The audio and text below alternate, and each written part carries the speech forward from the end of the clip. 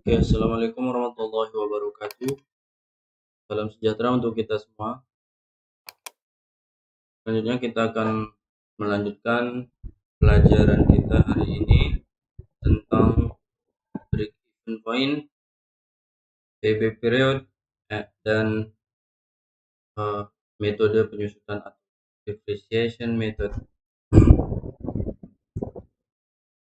Pertama kita akan belajar tentang break even point terlebih dahulu. Apa yang dimaksud dengan break even?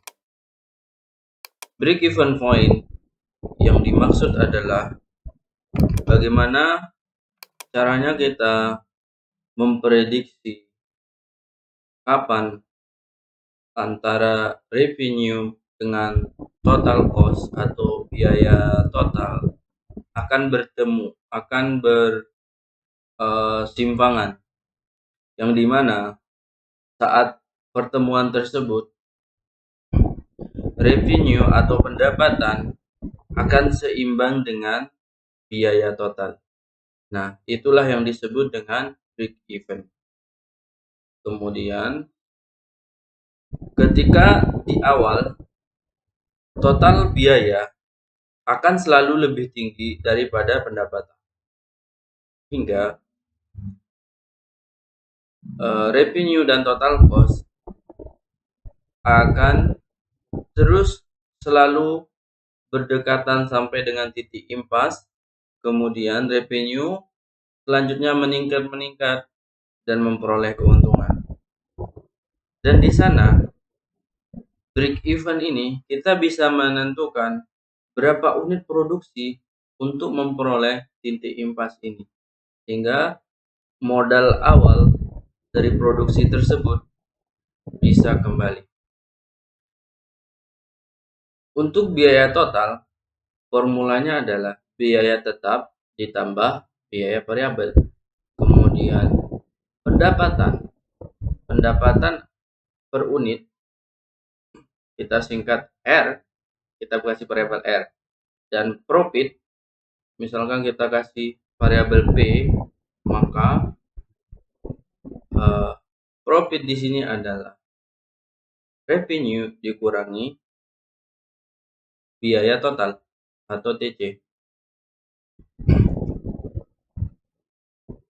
Contoh cara menghitung titik impas di satu proyek. Misalkan pertanyaannya adalah sebuah pabrik memproduksi 15.000 unit per bulan.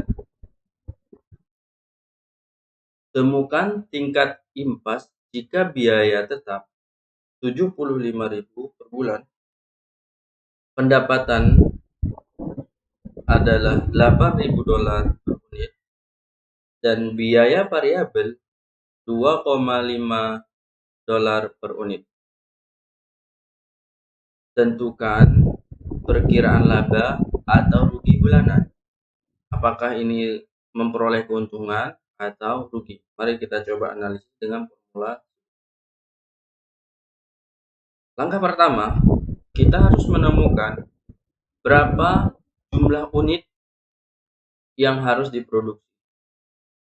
Kemudian kita membandingkan dengan 15.000 unit. Kemudian kita hitung perkiraan laba. Jumlah unit yang akan diproduksi formulanya adalah I sama dengan biaya tetap 75.000 dibagi 8, pendapatan dikurangi biaya variabel. Biaya variabel di sini 2,5, maka diperoleh unitnya adalah 13.636 per bulan. Tingkat produksi di atas titik impas. Jadi kesimpulannya, proses ini memperoleh keuntungan atau laba. Jadi labanya adalah sebesar 7.500 dengan menggunakan formula sebelumnya, yakni R min FC plus PC, kemudian R dikali Q min FC plus V kali Q. atau sama dengan R min V dikali Q min Fj. Maka diperoleh keuntungan per bulan sekitar $7.500 per bulan. Kemudian kita lanjutkan dengan topik titik impas dengan dua alternatif. Untuk menentukan nilai variabel umum antara dua alternatif, maka kita bisa melakukan hal berikut ini. Yang pertama, kita mendefinisikan variabel umum tersebut. Kemudian yang kedua, kembangkan hubungan nilai sekarang atau PW, nilai tahunan atau AW, atau nilai masa depan atau F sebagai fungsi dari variabel umum untuk setiap alternatif. Yang ketiga, samakan hubungannya, kemudian pecahkan untuk variabel. Ini adalah nilai titik. Pemilihan alternatif didasarkan pada nilai variabel umum yang diantisipasi. Misalkan, jika nilai di bawah titik impas, pilih biaya variabel yang lebih. Jika nilai di atas titik impas, pilih biaya variabel yang lebih. Ini grafik hubungan antara total cost dengan variabel umum untuk unit. Di sini ada alternatif satu yang di bawah, garis di bawah, fixed cost. Kemudian alternatif 2 untuk garis yang kedua, yang dimana alternatif 1 akan ketemu pada suatu titik yang dimana di sini disebut dengan break even point. Yang dimana alternatif 2 ketika break even sudah tercapai, maka akan selalu lebih rendah daripada alternatif.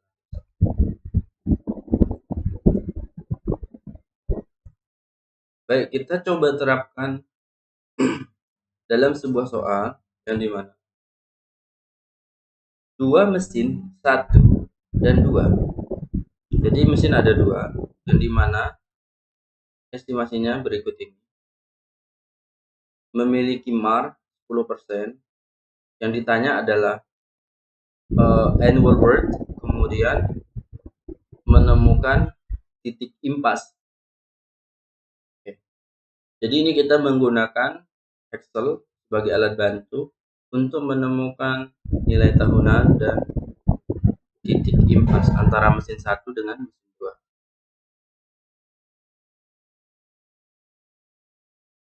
Oke, saya buka Excel. Kebetulan saya sudah melakukan perhitungannya. Oke. Nanti silahkan dicoba di laptop masing-masing. MAR-nya misalkan di sini 10%, kemudian arus gas bersih. Di sini misalkan mesin 1. Mesin 1 di slide disebutkan bahwa biaya awal $80.000, mesin 2 minus 110.000, mesin 1 minus 80. Kemudian net cash flow per tahun 25.000, kemudian nilai sisa 2.000.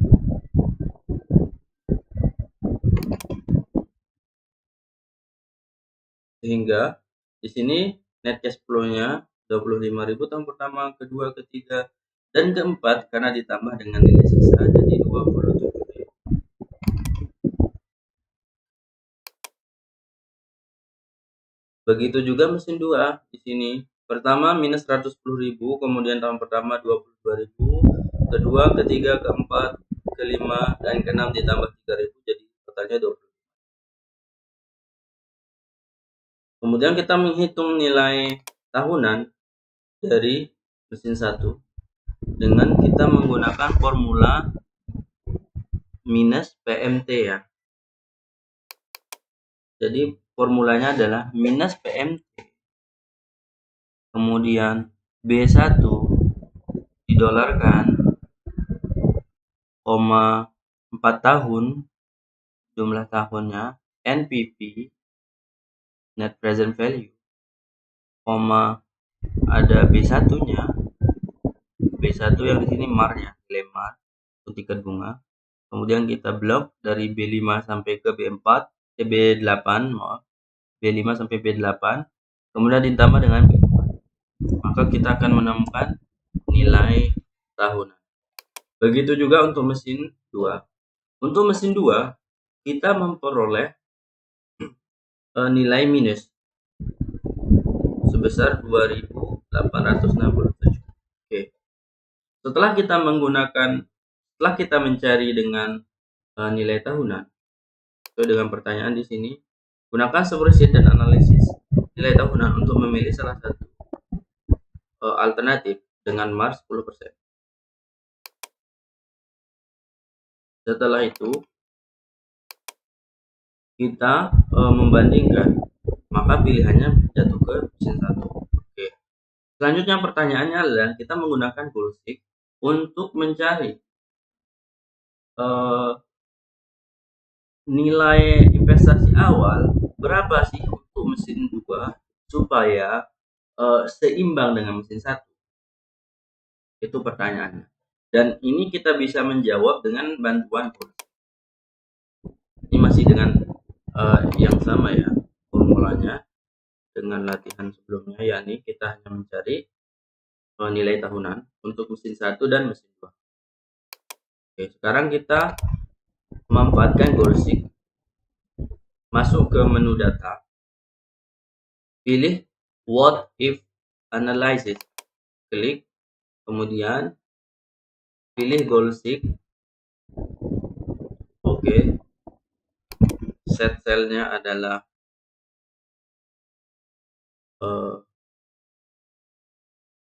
yang ini, kemudian changingnya yang ini,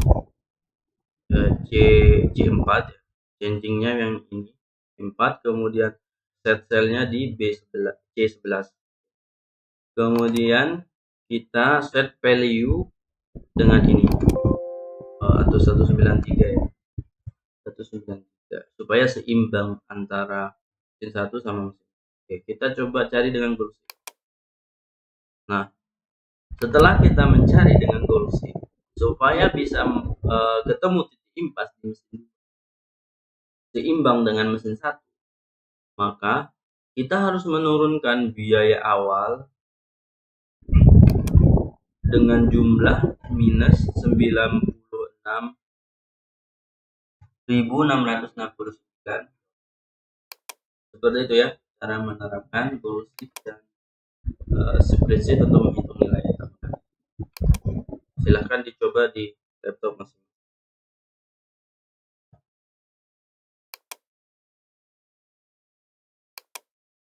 Oke, materi selanjutnya adalah kita melakukan analisis periode pengembangan atau payback period. Periode pengembalian merupakan perkiraan jumlah waktu bagi arus kas masuk untuk memulihkan investasi awal ditambah tingkat pengembalian yang ditetapkan. Tingkat interest. Jenis analisis periode pengembalian ada dua. Yang pertama, tanpa pengembalian atau no return. Yang kedua, pengembalian terdiskonto, discounted payback. Yang pertama, periode pengembalian tanpa pengembalian berarti atau no return, tingkat pengembaliannya adalah 0 atau I sama dengan 0%. Kemudian yang kedua, periode pengembalian terdiskonto, ini kita mempertimbangkan nilai waktu uang, time of money. Nah, jadi di sini nilai interestnya lebih besar dari 0. Yang perlu kita perhatikan adalah analisis periode pengembalian adalah alat untuk penyaringan awal yang baik daripada metode utama untuk membenarkan suatu proyek atau memilih suatu alternatif. Menghitung periode pengembalian, ada beberapa formula yang harus kita pahami. Yang pertama, untuk kondisi tanpa pengembalian atau I sama dengan 0% dan arus kas bersih pada periode waktu tertentu, maka persamaan satu kita terapkan. Kemudian tanpa pengembalian dengan I sama dengan 0% dan NCF seragam tahunan, maka kita menggunakan formula persamaan. Dan apabila terdiskonto dengan jumlah I lebih besar dari 0%, dan NCF bervariasi setiap tahun, maka kita menggunakan persamaan 3. Dan apabila I lebih besar daripada 0% dengan NCF seragam, maka kita menggunakan persamaan 4. Langsung saja masuk ke contoh analisis periode pengembalian. Misalkan di sini sistem 1, biaya awal atau investasi awal 12.000, net cash flow $3.000 per tahun, umur maksimum 7 tahun. Terus sistem 2, $8.000 untuk investasi awal, kemudian $1.000 per tahun untuk NCF-nya dari tahun 1 ke 5, kemudian tahun ke 6 sampai 14 $3.000. Oke.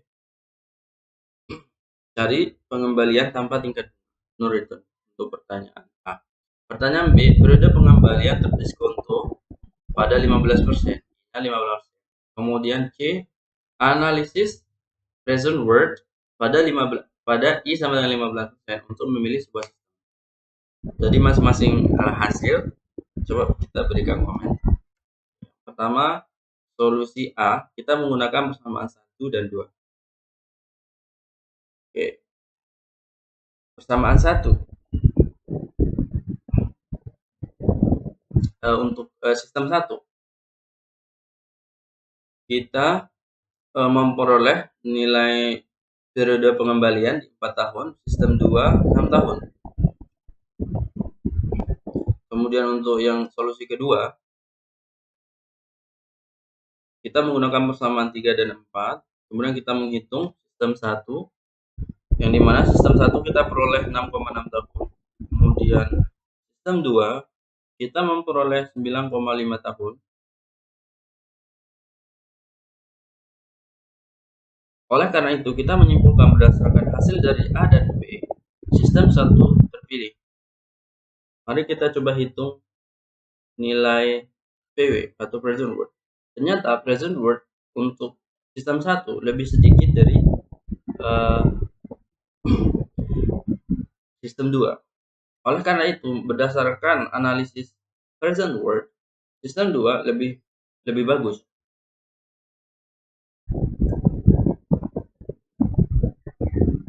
Nah, analisis selanjutnya lebih lanjut tentang present worth dari sistem 1. Pertama, kita tentukan arus kasnya.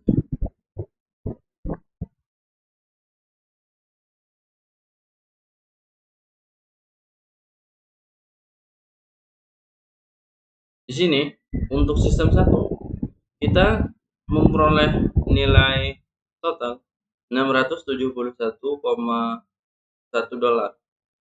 Kemudian untuk arus kas sistem 2 kita memperoleh sekitar 2.000-an. Artinya di sini present worth untuk sistem 2 lebih besar dari present worth sistem 1 dan keduanya positif.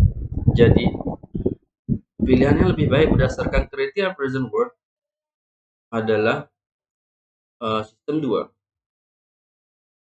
Namun dalam pemilihan setiap alternatif kita harus mempertimbangkan banyak, bukan hanya nilai tahunan atau nilai sekarang.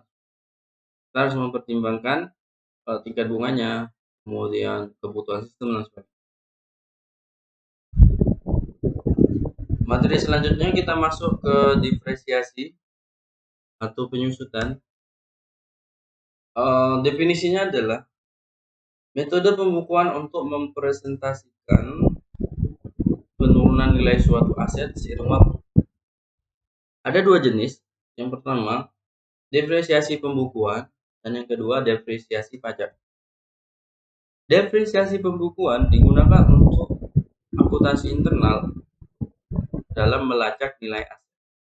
Kemudian depresiasi pajak digunakan untuk menentukan pajak terutang berdasarkan undang-undang perpajakan. Di Amerika Serikat, depresiasi pajak harus itu menggunakan mark atau depresiasi pembukuan dapat itu menggunakan metode apapun, tergantung kebijakan dari masyarakat. Ada beberapa istilah umum dalam depresiasi. Yang pertama biaya pertama, P, atau total biaya pemasangan aset. Yang kedua, nilai buku. Ini sisa investasi modal yang belum terdepresiasi. Periode pemulihan, umur aset yang dapat disusunkan dalam tahunan. Kemudian nilai pasar, jumlah yang dapat direalisasikan jika aset dijual di pasar tersebut. Nilai sisa, nilai tukar atau trade-in atau nilai pasar pada akhir umur pakai aset. Properti pribadi dan seterusnya. Kepemilikan perusahaan yang digunakan untuk menjalankan bisnis, properti nyata, real estate, atau semua peningkatan tanah yang tidak dapat disusunkan. Kompensi setengah tahunan, ini biasa mengasumsikan aset mulai digunakan pada pertengahan. Pertama kita mulai dengan depresiasi garis lurus, yang artinya adalah nilai buku menurun secara linear seiring waktu. Formulanya adalah DT, biaya depresiasi tahunan T tahun, sama dengan B dikurangi S dibagi N.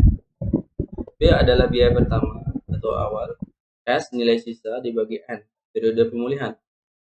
Kemudian kita menghitung nilai buku setelah T tahun dengan menggunakan formula B kurangi T. T di sini jumlah tahun, kemudian dikali DT, biaya depresiasi T tahun. Contoh depresiasi garis lurus. Sebuah mesin tertentu memiliki biaya awal $20.000 dengan nilai sisa $5.000 setelah 5 tahun. Temukan nilai D dan BP untuk tahun ketiga. Solusinya, untuk nilai T atau nilai penyusutan di tahun ketiga sama dengan P min S dibagi N, atau 20.000 min 5.000 dibagi 5, maka diperoleh 3.000. Sementara nilai penyusutan buku ini diperoleh 11.000. Nilai buku ya, nilai bukunya 11.000. Kemudian penyusutan saldo menurun. Ini ditentukan dengan mengalihkan nilai buku pada awal tahun dengan persentase tetap. Penyusutan untuk tahun ketiga diberikan dengan formula DT sama dengan D kali B kali 1 min D dipangkatkan T min 1. Kemudian nilai buku T tahunan sama dengan B kali 1 min D pangkat T. Contoh penyusutan saldo menurun. Contohkan di sini. Sebuah mesin tertentu memiliki biaya awal 20.000 dengan nilai sisa 4.000 setelah 5 tahun. Temukan penyusutan dan B nilai buku setelah 3 tahun menggunakan penyusutan double declining balance atau DDB.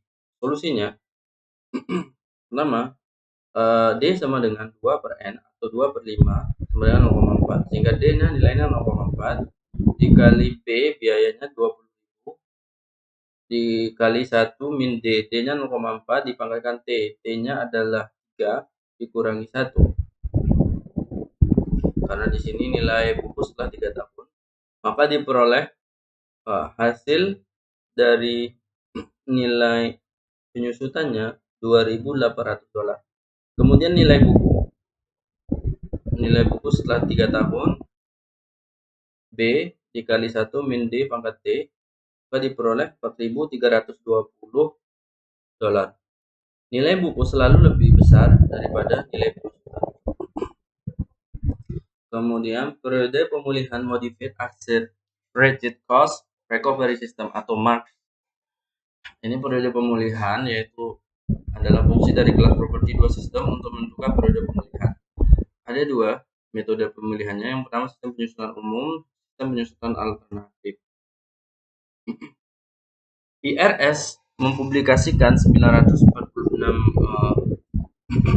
jurnal yang memberikan nilai N untuk setiap sistem. Sebagai contoh, misalkan untuk aset, special manufacturing device, race horses, traktor dan sebagainya, nilai GDS-nya 3, ADS-nya antara 3 sampai 5, kemudian komputer, oil drilling equipment, auto, truck, basis dan sebagainya, GDS-nya 5, ADS-nya 6 sampai 9,5 dan begitu seterusnya. Ini nilai yang sudah ditetapkan berdasarkan hasil publikasi dari IRS. Kemudian metode deflasi. Deflasi melambangkan penurunan nilai sumber daya alam. Ada 2 metode, deflasi biaya dan deflasi persentase. Deflasi biaya adalah perkalian atau faktor dengan jumlah sumber daya dikeluarkan, di mana faktor CDT biaya bertambah dibagi kapasitas sumber daya. Kemudian deflasi persentase dikalikan pendapatan kotor dengan nilai PD persen dari tabel. Percentage deflation PD kali GI. Misalkan contoh untuk deflasi, sebuah tambang perak yang dibeli seharga 3,5 juta dolar diperkirakan akan menghasilkan 1 juta on per perak. Tentukan biaya deflasi dalam 1 tahun ketika 300.000 ons ditambang dan dijual seharga 30 dolar per ons dengan A. Deflasi biaya dan B. Deflasi persentase. Deflasi biaya diperoleh dengan menggunakan formula tadi. 3.500.000 dibagi 1 juta sama dengan 3,5 on, 5 dolar per on. Maka deflasi biaya sebesar 1.050.000 dolar. Kemudian deflasi persentase 300.000. 300.000 ini adalah biaya deflasi dalam 1 tahun. Ya tentu. 300.000 ini adalah jumlah dari yang ditambang, 300.000 perak dikali 30 dijual, harga jual per ons, kemudian 0,15 ini didapat dari tabel, dinilainya untuk tambang 15%, maka diperoleh nilai deflasi persentase sebesar 1.350.000. Sekian materi untuk hari ini, semoga bermanfaat. Silahkan dipelajari.